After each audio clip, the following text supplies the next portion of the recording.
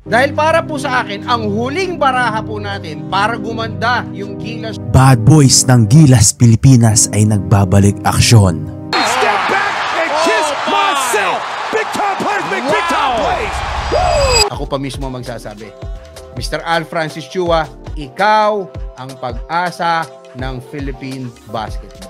Ang tandem nila Terence Romeo at Calvin Abueva, ang dalawang player na sumikat lalo na sa mga Pinoy basketball community dito sa bansa, ay magbabalik sa Gilas, which is magandang pasimula sa darating na 19th Asian Games.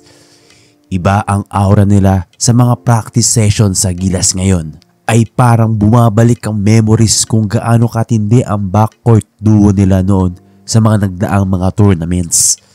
Para kay Romeo at Abueva, ang tsansang makabalik sa Gilas Pilipinas lineup ay para maitama ang mga maling nagawa nila tulad nung nangyaring gulo sa Australia versus Gilas noon na gumulat sa mundo ng basketball.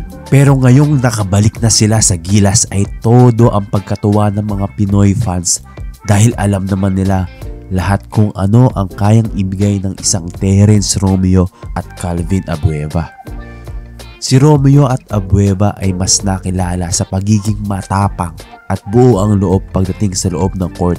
Kaya naman ang pagbabalik nila sa Gilas ay naging exciting lalo na sa mga Filipino basketball fans.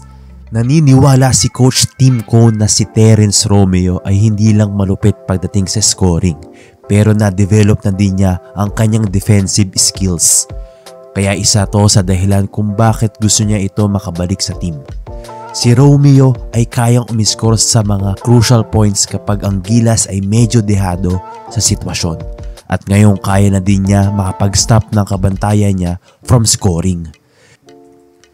Si Calvin Abueva na mas kilala natin na si The Beast ay personal na napinili ni Coach Tim Cone dahil sa kanyang energy sa court, for his versatility at nakakahawang positive energy na kaya magpataas ng moral sa buong team. Nakikita ni Coach Tim Cone na si Abueva ay kayang dominahin ang Asian basketball sa kanyang abilidad para mag-contribute kahit saang posisyon nito para sa tagumpay ng team.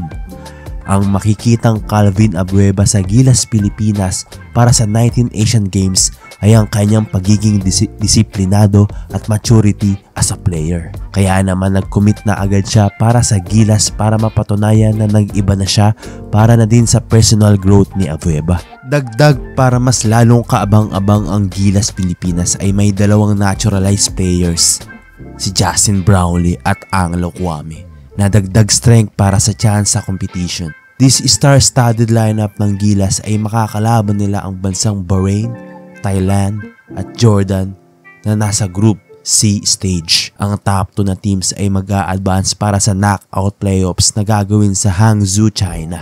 Ang presensya ni Terence Romeo at Calvin Abueva at ang talento ng iba pang players ng Gilas ay sadyang kaabang-abang para sa ating mga Filipino fans. At umaasa ang mga fans na ang iconic duo nila Romeo at Abueva ay magdadala sa atin sa tagumpay at masungkit ng inaasam na gintong medalya at maibalik ang pride para sa basketball sa bansa. Ang Filipino basketball fans ay hindi na makapaghintay para sa next chapter ng istorya ng Gilas Pilipinas. For more basketball news and updates, just click the notification bell. At kung bago ka pa lamang sa channel na to, please subscribe and support my channel guys. See you on the next video. Let's go! You don't like NBA basketball!